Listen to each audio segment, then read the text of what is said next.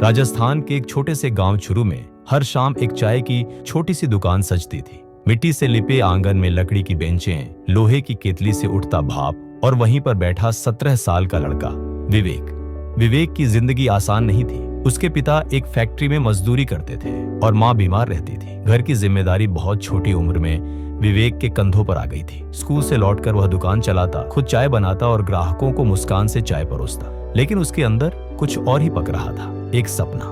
विवेक एक दिन पायलट बनना चाहता था। नीली वर्दी, आसमान में उड़ता हवाई जहाज और उड़ान की आजादी उसका सपना था।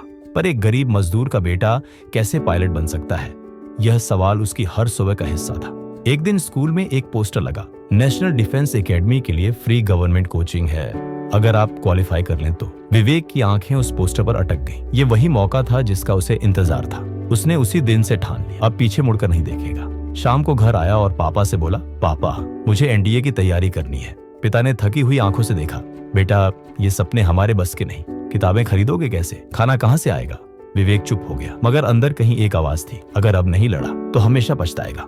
अगले दिन से उसने दिन में स्कूल, शाम को दुकान और रात को पुराने नोट्स से पढ़ाई शुरू कर दी। किताबें उसके पास नहीं थी तो वह लाइब्रेरी के बाहर खड़ा होकर फोटोकॉपी की दुकानों से सस्ते नोट्स खरीदता। कभी कभी ग्राहक जब कम आते तो वह चाय की दुकान पर किताब खोलकर बैठ जाता। मुश्किलें बहुत थी। माँ की तबीयत और बिगड़ गई थी। डॉक्टर ने कहा, इलाज शहर के बड़े अस्पताल में कराना होगा। पिता ने रोते हुए कहा, अब तेरी पढ़ाई भूल जा, तेरी माँ को बचाना है। उस दिन विवेक ने पहली बार खुद को टूटा हुआ महसूस किया। माँ की दवा, दुकान की कमाई, पढ़ाई का दबाव, सब एक साथ आ गया। लेकिन माँ ने उसका हाथ थामकर कहा, बेटा एक वादा कर, तू हारेगा नहीं। मैं नहीं रहूं तो भी तू उड़ान मत छोड़ना। विवेक ने खुद से वादा किया, अब हार नहीं मानूंगा। शहर में कोचिंग सेंटर का टेस्ट दिया। 800 बच्चों में सिर्फ 25 सिलेक्ट होने थे। विवेक ने फटी हुई शर्ट, चप्पल और खाली जेब के साथ पेपर दिया। 2 हफ्ते बाद लिस्ट आई। विवेक का नाम चौथे नंबर पर था। वो दिन उसकी जिंदगी का मोड़ था। अब वह हर दिन कोचिंग जाता, दुकान संभालता और माँ की सेवा करता। सुबह 5 बजे उठकर योग करता, किताबें पढ़ता और रात को माँ के पैर दबाते हुए 2-2 घंटे पढ़ाई करता। कोचिंग में अमीर बच्चों के पास स्मार्टफोन, लैपटॉप और गाइडेंस था। विवेक के पास बस माँ की तस्वीर और सपनों की भूख। कई बार वह सोचता छोड़ दे, लेकिन माँ की आवाज गूंजती, अगर तू हार गया तो मैं हार जाऊंगी। 6 महीने यूं ही बीत गए।